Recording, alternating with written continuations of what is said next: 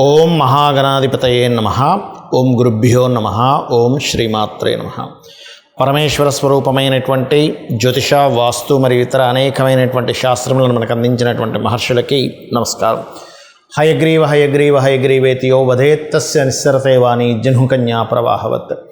అరుణాం కరుణాతరంగితాక్షీం ధృతపాశాంకుశపుష్పభానచాపాం అనిమాదిభిరావృతాం మయూకైః అహమిత్యేవ విభావయే భవానీం. శ్రీమాత్రే నమః. ప్రేక్షకులకి ఆ లలితాంబిక అమ్మవారి యొక్క అనుగ్రహం పరిపూర్ణంగా కలగాలని మనస్ఫూర్తిగా కోరుకుంటూ మనం ఈరోజు చెప్పుకోబోయేటువంటి టాపిక్ ఏమిటి అంటే, అసలు ధన సంబంధించిన సమస్య ఎందుకు వస్తుంది, బ్యాంక్ బ్యాలెన్స్ ఎందుకు ఉండదు, నిలువధనం ఎందుకు ఉండదు, 4 రూపాయల జేబులో ఎప్పుడు ఉండకపోవడానికి కారణం ఏంటి, డబ్బులకి ఎందుకు ఇబ్బంది పడుతూ ఉంటాం, ఒక్కొక్క లగ్నం తెలియని వారి రాశి నుంచి నేను చెప్పేటువంటిది పాటించినట్లయితే ఖచ్చితంగా బాగుంటుంది. అదేవిధంగా మరి date of birth, time of birth కూడా లేని వారు చేసుకోవాల్సినటువంటి ముఖ్యమైనటువంటి పరిహారాలు ఏమిటి, మంత్రం ఏమిటి అనేటువంటిది స్పష్టంగా చెప్తాను. ఇవి పాటించినట్లయితే ఖచ్చితంగా ఇవి పాటించిన రోజు నుంచి స్లోగా రోజులు నెలలు గడుస్తున్న కొద్దీ 100% మీకు ధనాభివృద్ధి కలుగుతుంది. ఇది గుర్తుపెట్టుకోండి. అదేవిధంగా వాస్తుపరంగా కూడా తీసుకోవాల్సిన జాగ్రత్తలు కూడా చెప్తాను. ముందుగా మేష లగ్నం తెలియని వారు రాసి చూసుకోండి. మీకు ఫైనాన్షియల్గా బాగా ఇబ్బంది ఉంది అంటే ఇక్కడ రకరకాల కారణాలు ఉంటాయి. అదేమిటి, మొట్టమొదటిగా లిక్విడ్ క్యాష్ అనుకుందాం. లిక్విడ్ క్యాష్ కారకుడు ఎవరు మీకు అంటే శుక్రుడు. అంటే మీ శుక్రుడు ఎక్కడో పాడై ఉంటాడు. మీకు ధన సంబంధించిన ఇబ్బంది వస్తుందంటే ప్రత్యేకంగా పాపగ్రహాలతో కలవడము, ముఖ్యంగా కేతువుతో కలిస్తే శుక్రుడు ధన సంబంధించిన ఇబ్బంది ఎప్పుడూ కలుగుతూ ఉంటుంది, గుర్తుపెట్టుకోండి. అయితే ఈ శుక్రగ్రహము బాగుండాలి, ఫైనాన్షియల్గా బాగుండాలంటే మీరు లక్ష్మీ గణపతి ఆరాధన చేస్తూ ఉండాలి, గుర్తుపెట్టుకోండి. మరి ఇంకా మిగతా అంశాలు ఏమిటి, ఇక్కడ మేషలగ్నం వారికి 3, 6 అధిపతి బుధుడు అవుతాడు. అంటే ఒక్కొక్కసారి లక్ష్మీ స్థానం మనకు ఎలా దెబ్బతింటుందంటే, ఎవరికో అప్పు ఇవ్వడం, మేషం వారికి పర్టికులర్గా అక్కడేదో 5 రూపాయల వడ్డీ వస్తుందనో 4 రూపాయల వడ్డీ వస్తుందనో ఏదో మొత్తం మీద ఇక్కడ నుంచి రూపాయికో 2కో తీసుకొచ్చి ఇక్కడ 3కో 4కో ఇస్తూ ఉంటారు. కొంతమంది సర్క్యులేట్ చేస్తూ ఉంటారు. వీడేమో హ్యాండ్ ఇస్తాడు, వీడేమో వదిలిపెట్టాడు. అలాంటి ప్రమాదం మేషలగ్నం వారికి కొంచెం ఉంటుంది. కాబట్టి ఈ అప్పు జోలికి వెళ్ళకూడదు ఎప్పుడు కూడా. మేషం వారు అప్పులు ఇవ్వడం, తీసుకునే విషయాల జోలికి వెళ్ళకూడదు. ఇంకో ఎంతో అవసరం ఉంది home loan, that is different thing. అలాగే అనాలోచితంగా ఒక పని జరిగిందండి, అందుకే నాకు ఈ డబ్బుల విషయంలో ఇబ్బంది అవుతుంది అంటూ ఉంటారు. అటువంటి వారికి మరొక లక్ష్మీ స్థానమైన పంచమ స్థానం పాడై ఉంటుంది. అంటే మీకు రవి పాడై ఉంటాడు, గుర్తుపెట్టుకోండి. అంటే మీ యొక్క జాతక చక్రంలో సూర్య భగవానుడు పాడయ్యాడు, నీచబడ్డాడు, లేకపోతే ఏదైంది. అప్పుడు ఏమవుతుంది, గవర్నమెంట్ రిలేటెడ్ తండ్రికి సంబంధించిన విషయంలో, పిల్లలకు సంబంధించిన విషయంలో ఒక రాంగ్ డెసిషన్ తీసుకొని డబ్బును కోల్పోతారు. ఇది బాగా గుర్తుపెట్టుకోండి. అలాగే మరి బ్యాంక్ బ్యాలెన్స్ ఉండట్లేదండి, అనవసరంగా ఖర్చులు పెట్టేస్తున్నాను, ఇదిగో డబ్బులు వచ్చాయనగా శాలరీ 1,00,000 వస్తుంది శాలరీ, కానీ 1,10,000 1,20,000 ఖర్చులు ఉంటున్నాయి. ఏమిటో ఈ ఖర్చులు అర్థం కావట్లేదు అంటే దాని అర్థం ఏమిటంటే మీ జన్మజాతకంలో గురువు యొక్క స్థితి పాడైంది. Very simple. గురుగ్రహం పాడైపోయి ఉంటుంది, నీచబడ్డమో పాపకర్తలో. అలాంటప్పుడు మీరు చేయవలసింది ఏమిటి అంటే వెరీ క్లియర్లీ దత్తాత్రేయుడు ఆరాధన చేయాలి. అది ఇందాక నేను రవి చెప్పాను కదా, రవిదైతే సూర్య ఆరాధన చేస్తూ ఉండాలి, గోధుమలు దానంగా ఇస్తూ ఉండాలి. మరి అసలు నాకు వర్క్ రిచ్చానే రావట్లేదండి అంటారు కొంతమంది, అందుకని మీకు శని పాడయ్యాడు అక్కడ. అప్పుడు మీరు చేయవలసింది గోవుకు బెల్లం తినిపించండి. అదేవిధంగా నేను 2 నామాలు చెప్తాను, అవి రెగ్యులర్గా చేస్తూ ఉండండి, ఖచ్చితంగా మీకు బాగుంటుంది. ఇక్కడ వాస్తుపరంగా కూడా తీసుకోవాల్సినటువంటి జాగ్రత్త ఏమిటి చూసుకున్నట్లయితే, వాస్తులో ఉత్తరే నిధి సంస్థితం అన్నారు. ఉత్తరంలో పొరపాటును కూడా టాయిలెట్స్ ఉండకుండా చూసుకోండి. ఇది కూడా మెయిన్గా మీకు ఫైనాన్స్ లేకపోవడానికి కారణం. బ్యాంకులో డబ్బులు ఉండట్లేదు అంటే వాయువ్యంలో ఏదైనా దోషం ఉంటుంది, అంటే వాయువ్యం తగ్గడం పెరగడం ఉంటుంది. అంటే కొన్నిసార్లు వాయువ్యంలో కూడా టాయిలెట్స్ అవి ఉంటాయి, అది కూడా మెయిన్ కారణం అవుద్ది. మానసిక స్థితి సరిగ్గా లేకపోతుంది దానివల్ల.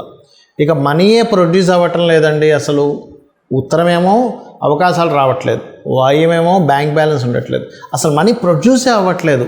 ఆగ్నేయంలో చాలామంది టాయిలెట్స్ పెట్టడం వల్ల కూడా జరుగుతూ ఉంటుంది. స్త్రీ మూలకంగా ఇబ్బంది కూడా వస్తూ ఉంటుంది. అదేవిధంగా తెలియకుండా ఇంట్లో దక్షిణ నైరుతిలో బీరువా పెట్టి అక్కడ మీరు ధనం పెడుతూ ఉంటారు. అది వేస్టేజ్ జోన్, దానివల్ల వేస్టేజ్ అవుతూ ఉంటుంది. పడమర వాయువ్యంలో కూడా తెలియకుండా మనీ పెడతారు, దానివల్ల కూడా మీకు మనీ మీద అంటే ఎంతసేపు పోవడమే బాధ అనేటువంటిది జరుగుతుంది. సో వాస్తుపరంగా ఈ జాగ్రత్తలు తీసుకోవాలి.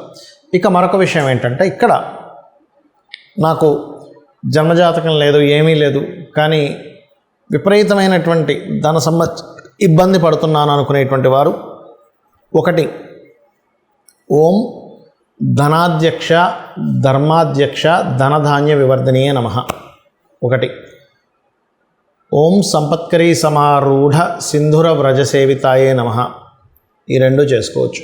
అలా కాదు, ఫైనాన్స్ వల్లే నాకు గొడవలు ఎక్కువగా అవుతున్నాయి, ఆ గొడవలు తగ్గాలి, ఫైనాన్స్ రావాలి. కొంతమంది చూడండి, డబ్బులు ఎవరికో ఇచ్చారు, వాళ్ళ వల్లే బాగా గొడవలు అవుతూ ఉంటాయి. అలాంటప్పుడు 2 మంత్రాలు చేసుకోవాలి. అదేమిటి అంటే, ఓం నవవిద్రుమ బింబశ్రీ న్యక్కారి రతనచ్చదాయే నమః, గుర్తుపెట్టుకోండి. అదేవిధంగా ఓం అపర్ణాయే నమః చేసుకుంటే అప్పులు కూడా తగ్గుతాయి. అయితే మనకి చూడండి, కొన్ని మనకి వీడియోలో చెప్తూ ఉంటారు, చాగంటి వారు కానీ సామవేదం వారు కానీ మనకి వీడియోలో వస్తుంటాయి, లక్ష్మీ స్థానాలు ఇవి లక్ష్మీ స్థానాలు. అవేమిటి అసలు? ఆ లక్ష్మీ స్థానాలు అయితే వాటిని ఏం చేసుకోవాలో చెప్తాను మీకు. ఫస్ట్ ఒకటి ఆవు వెనుక భాగము అంటూ ఉంటారు. అంటే ఆవు వెనక భాగం అంటే ఏం చేయాలండి? లక్ష్మీ స్థానం అంటే ఆవు వెనక భాగాన్ని దండం పెట్టుకోవాలి, నమస్కరించుకోవాలి. ఇలాగా ముందు భాగాన్ని నమస్కరించుకోకూడదు, ఆవు వెనక భాగాన్ని నమస్కరించుకుంటే లక్ష్మీ అభివృద్ధి వస్తుంది. ఎందుకు అంటే, గోవు దగ్గరికి లక్ష్మీదేవి వెళ్ళినప్పుడు గోవు ఇచ్చినటువంటి స్థానం అది, అందుకే ఆవు వెనక భాగంలో లక్ష్మీ స్థానము, ఆవు యొక్క మయంలో కూడా లక్ష్మి ఉంటుంది అంటారు. రైట్. ఇక రెండవది ఏంటి? ఏనుగు కుంభస్థలము అంటూ ఉంటారు. ఏనుగు కుంభస్థలంలో ఉంటే ఏమిటండి అంటే, ఏనుగు కుంభస్థలాన్ని కూడా దండం పెట్టుకోవాలి, అది లక్ష్మీ స్థానం. అంటే ఏమిటి? ఇవన్నీ ఇంద్రుడికి సంబంధించినటువంటిది. ఇంద్రుడు ఏనుగు ఐరావతం అంటారు, మీకు తెలుసు కదా, అందుకే ఇంద్రుడు ఐరావతం మీద తిరగడం అది జరుగుతూ ఉంటుంది. అదేవిధంగా మారేడు దళం, మరి మారేడు దళం అంటారు కదండి, లక్ష్మీ స్థానం అంటుంటారు కదా, మారేడు దళంలో ఉంటుంది అంటారు కదా. ఏం చేయాలి అంటే, మారేడు దళంతో ఈశ్వరుణ్ణి కనుక పూజించినట్లయితే లక్ష్మీ సిద్ధిస్తుంది. వెంటనే ఏమంటారంటే చాలామంది, ఏమండి మాకు తెలిసిన వాళ్ళు చాలామంది చేస్తున్నారు, కానీ వాళ్ళు ఏం పెద్దగా కోటీశ్వరులు అవ్వలేదండి అని వెంటనే చెప్తూ ఉంటారు. కానీ ఇక్కడ ఏమిటంటే, లక్ష్మి అంటే కేవలం నోట్ల కట్టలు మాత్రమే కాదు అనే విషయాన్ని మనం అర్థం చేసుకోవాలి. సంతాన లక్ష్మి, మంచి సంతానం ఉంటే అది లక్ష్మి, సౌభాగ్యలక్ష్మి, ధనలక్ష్మి, ధాన్యలక్ష్మి, విద్యాలక్ష్మి. అంటే ఏమిటి? మీకు ఒక మంచి విద్య ఉంది, అది కూడా లక్ష్మే. మంచి ధాన్యం ఉంది, లక్ష్మియే. ఆరోగ్యం ఉంది, అది కూడా లక్ష్మియే. అసలు లక్ష్మి అంటే అర్థం ఏమిటంటే గుర్తింపు. మీలో ఉన్నటువంటి టాలెంట్ మీరు గుర్తించి దాన్ని అభివృద్ధి చేసుకుంటే అదే లక్ష్మి. గుర్తుపెట్టుకోండి, మనలో ఉన్న టాలెంట్ మనం ఫస్ట్ గుర్తించాలి. లక్ష్మి నా రూపంలో ఏ రూపంలో ఉంది నా దగ్గర, ఆ రూపాన్ని గుర్తించడమే లక్ష్మి. రైట్. అదేవిధంగా పద్మంలో లక్ష్మి ఉంటుందంటారంటే ఏం చేస్తారు అంటే, పద్మాలతో లక్ష్మీదేవిని అష్టోత్తరం చేస్తూ పూజిస్తే లక్ష్మీ అభివృద్ధి. పద్మాలతో హోమం కూడా చేస్తారు. పద్మముకు ఉన్నటువంటి స్థితి ఏమిటి మనం అర్థం చేసుకోవాలి. ఎందుకు పద్మానికి? పద్మం వాటర్లో ఉంటుంది, బయటికి చక్కగా విచ్చుకొని ఉంటుంది. కిందని చూస్తే, దాని కాడ కింద చూస్తే మొత్తం అక్కడంతా నాచు బురద ఉంటుంది. అంటే ఏమిటి? ఇక్కడ మనం అర్థం చేసుకోవాల్సింది ఏమిటి? నువ్వు నీ చుట్టూ ఉండేటువంటి పరిసరాలన్నీ ఎలాగున్నా సరే నీ యొక్క బుద్ధిని వికసించుకున్నట్లయితే, ఇది వికసించుకోవడం ఇలా వికసించుకొని ఉంటుంది. నువ్వు ఎక్కడున్నా సరే నీ బుద్ధి వికసించుకున్నట్లయితే లక్ష్మి వచ్చి అక్కడ కూర్చుంటుందని దాని అర్థం పద్మం అనేటువంటిది. అలాగే ఐదవది శ్రీ పాపిట అంటూ ఉంటారు. అంటే ఈ భాగం లలితా సహస్రనామాల్లో ఒక నామం ఉంటుంది, శృతి సీమంత సింధూరి అనేటువంటి ఒక నామం ఉంటుంది. అంటే ఏమిటి? అమ్మవారి యొక్క సంబంధించిన లలితా సహస్రనామాల్లో అమ్మవారి పాదధూలికి సంబంధించిన ఈ పాపిడికి సంబంధించిన నామం అది. అంటే ఇక్కడ మనకి లలిత సహస్రనామాల్లో మరో నామం కూడా ఉంటుంది, సహస్రారాంబుజారూఢ సుధా సారాభివర్షిణి అని. అంటే ఏమిటి? సహస్రారంలో కూర్చొని అమ్మవారు సుధాసార వర్షాన్ని కురిపిస్తుంది. అంటే ఇక్కడ ఉన్నటువంటి అమ్మవారు ఇక్కడ ఉందంటే దాని పాదాలు ఎక్కడ ఉంటాయి? ఇక్కడ ఉంటాయి. అందుకని అక్కడ మనం స్త్రీలు సింధూరం పెడుతూ ఉంటారు. సింధూరం ధరించడం ద్వారా లక్ష్మీ అభివృద్ధి అవుతుంది అంటూ ఉంటారు. ఏమిటండి దానికి ఏమిటండి లక్ష్మీ అభివృద్ధి అవ్వడము అంటే? లక్ష్మి అంటే ఆరోగ్యం అని కూడా మనం చెప్పుకున్నాం. మనము మన చుట్టూ ఉన్న ఆరాతో లోపల ఉండేటువంటి నాడి ఏదైతే ఉంటుందో, నాళ్ళు ఉంటాయి, దాని ద్వారా కూడా లక్ష్మీ సంబంధం ఉంటుంది. ఎట్లాగా మనకి హెల్త్ బాగాలేదు, లక్ష్మీ పోయింది. ఆరోగ్యమే కదండి అన్నిటికంటే ముఖ్యం. ఎంత డబ్బున్నా హెల్త్ బాగాలేదు అనుకోండి ఏమంటారు, డబ్బులు లేకపోయినా పర్లేదు కానీ ఆరోగ్యం బాగుండాలని అంటాం. ఈ సుధాసార వర్షాన్ని ఎప్పుడైతే ఆవిడ కురిపిస్తుందో 72,000 నాళ్ళు తడుస్తున్నాయో మన ఆరోగ్యము, మన సౌభాగ్యం అన్నీ కూడా ఆవిడ అనుగ్రహంతో నిండుతున్నాయన్నమాట. దానికి ఆవిడ కృతజ్ఞతగా ఇక్కడ పెడతాము. ఇక్కడ ఎప్పుడైతే ప్రెస్ చేస్తుంటారో కొన్ని మనకి సనాతన ధర్మంలో ఏంటంటే ఇది థర్డ్ ఐ అంటారు, ఇక్కడ ఆజ్ఞాచక్రం ఉంటుంది అంటారు. అలాగే ఇక్కడ సహస్రారం సంబంధించినటువంటిది ఉంటుంది. కాబట్టి ఇక్కడ ఇలా ఎప్పుడైతే సింధూరంతో చేస్తుంటామో ఇలాగా స్త్రీలకి ప్రత్యేకంగా పాపిట మధ్యలో అది గొప్ప యోగంగా మారుతుంది. అదే కాకుండా భర్త ఆయుష్ని పెంచుతూ ఉంటుందని చెప్తూ ఉంటారు. భర్త కూడా లక్ష్మీ కదండి, వాళ్ళకి భార్యకి భర్త లక్ష్మి, భర్తకి భార్య లక్ష్మీ స్వరూపము. అంటే లక్ష్మి అంటే ఇక్కడ కేవలం డబ్బులో ఒక స్త్రీమూర్తినో చూడడం కాదు, క్షేమం కలిగించేది, గుర్తింపునిచ్చేది లక్ష్మి అని అర్థం. ఒక గుర్తింపు స్త్రీకి కానీ పురుషుడికి కానీ వాళ్ళ పార్ట్నర్ ఒక గుర్తింపు. ఈ రకంగా ఇవి చేసుకుంటూ నేను చెప్పినటువంటిది ఒక్కొక్క లగ్నానికి ఏదైతే చెప్పానో ఇవి చేస్తూ మీరు లక్ష్మీ అనుగ్రహం పరిపూర్ణంగా పొందాలని మనస్ఫూర్తిగా కోరుకుంటూ శ్రీమాత్రే నమః.